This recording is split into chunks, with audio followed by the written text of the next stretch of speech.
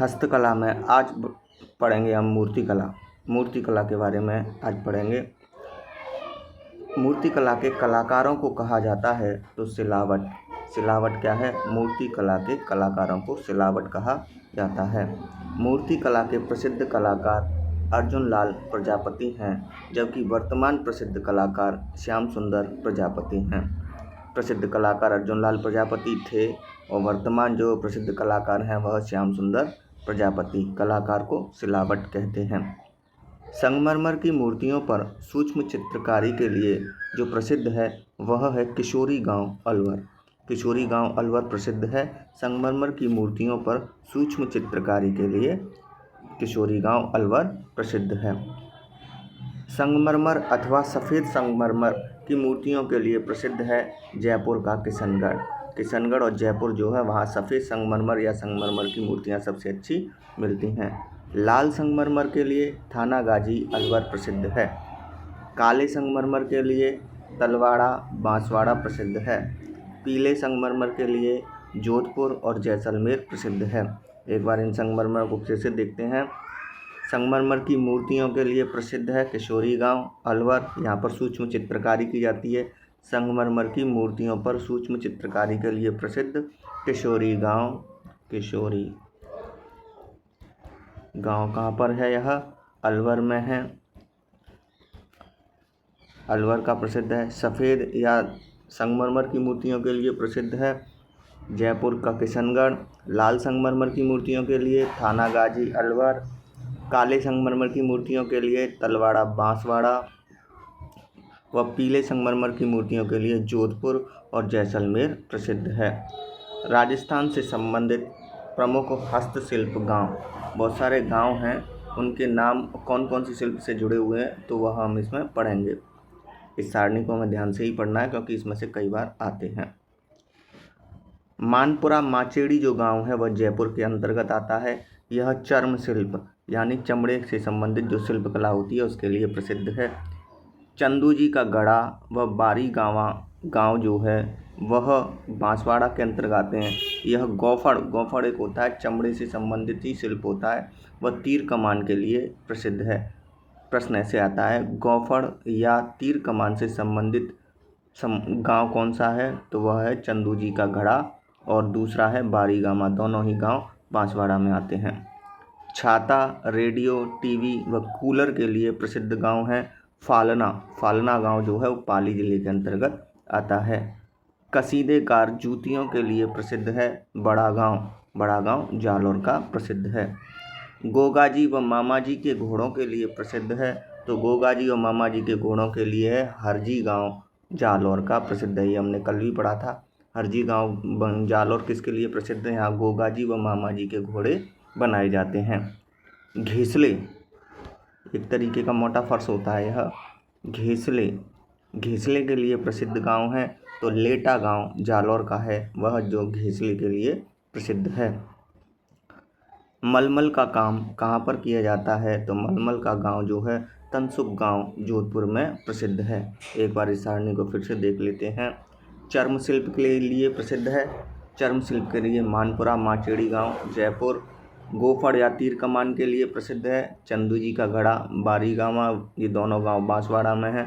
यहाँ गोफड़, तीर कमान, पर्स और बेल्ट जितने भी चमड़े से संबंधित होते हैं वो चंदू जी का गढ़ा और बारी गामा में बांसवाड़ा में देखने को मिलते हैं। छाता, रेडियो, टीवी, कूलर आदि के लिए प्रसिद्ध है फालना। कहाँ पर है? यह पाली में। कसीदेकार जूतियों के लिए बड़ा गांव जालौर का गांव प्रसिद्ध है। गोगाजी व मामाजी के घोड़े के लिए हरजी गांव जालौर का प्रसिद्ध है। गोगाजी मामाजी के घोड़े हरजी गांव जालौर। खेसले के लिए प्रसिद्ध है लेटा गांव जालौर में। लेटा गांव जालौर। मलमल का कार्य के लिए प्रसिद्ध है तनसुख गांव जोधपुर। इस सारणी को कई बार हमें पढ़ना है। अगला आता है वस्त्र शिल्प। वस्त्रों से संबंधित जो है वह शिल्प कौन कौन से उसके बारे में पढ़ते हैं। पहला है गोटा। गोटा क्या है? खंडेला, सीकर और भिनाय अजमेर और जयपुर। यानी गोटा का गांव कहाँ का प्रसिद्ध है? खंडेला गांव का प्रसिद्ध है। हमें तो केवल एक ये याद रख लो बस। अगर खंडेला नहीं आए तो फिर भिनाय का नाम आएगा। क्या होता है गोटा? ऐसा वस्त्र जो दूसरे वस्त्र के ऊपर लगाया जाता हो गोटा कहलाता है। गोटा के जो कलाकार होते हैं उनको हम लीलगर या नीलगर कहते हैं। गोटा बेचने वाले को हम विषायती कहते हैं। विषायती क्या है? गोटा जो बेचता है उसको हम विषायती बोलते हैं। जबकि गोटे का कारखाना जहाँ पर गोटा बनाया जाता है उसे हम सांडला कहते हैं। सांडला,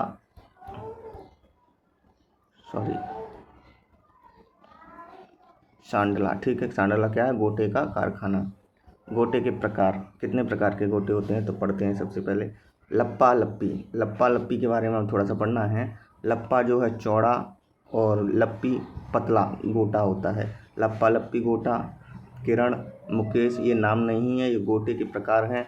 गोखरू, इसे हम फूलदार गोटा भी बोलते हैं।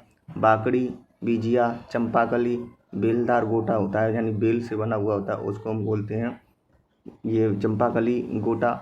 लहर, इसका भी नाम याद रखना है। गुलाल से निर्मित गोटा होता है उसे हम लहर बोलते हैं, जो कि जयपुर का प्रसिद्ध है। हमें केवल 2 गोटे याद रखने हैं। लप्पा लप्पी, लप्पा लप्पी क्या है? गोटे का प्रकार है। और लहर क्या है? यह भी गोटे का प्रकार है जो कि गुलाल से निर्मित किया जाता है। लहर जो है वो जयपुर का प्रसिद्ध है।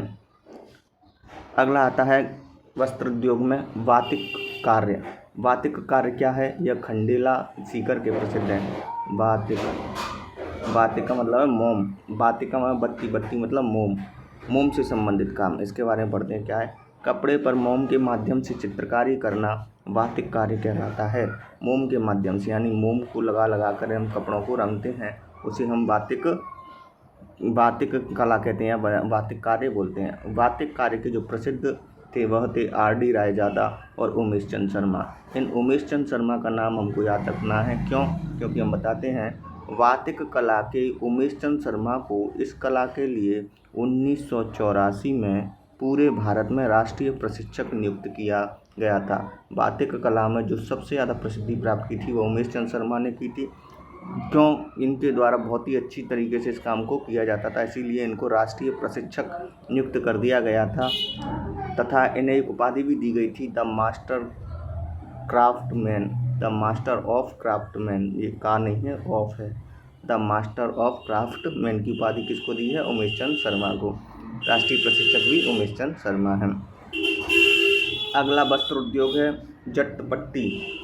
जटपट्टी यह जसोल बाड़मेर का प्रसिद्ध है। जटपट्टी क्या होती है? बकरी के बालों से बनाई जाती है। बकरी के बालों से, जो बकरी की एक बाल होती है उससे पट्टी नुमा बना दिया जाता है। किस लिए बनाया जाता है? समुद्री नावों पर लगाने के लिए। समुद्र का पानी खारा होता है और लकड़ी तथा लोहे पर यह उल्टा यानी विपरीत प्रभाव डालता है। ऐसे में नाव वगैरह जो होती हैं वो जल्दी ख़राब हो जाती हैं।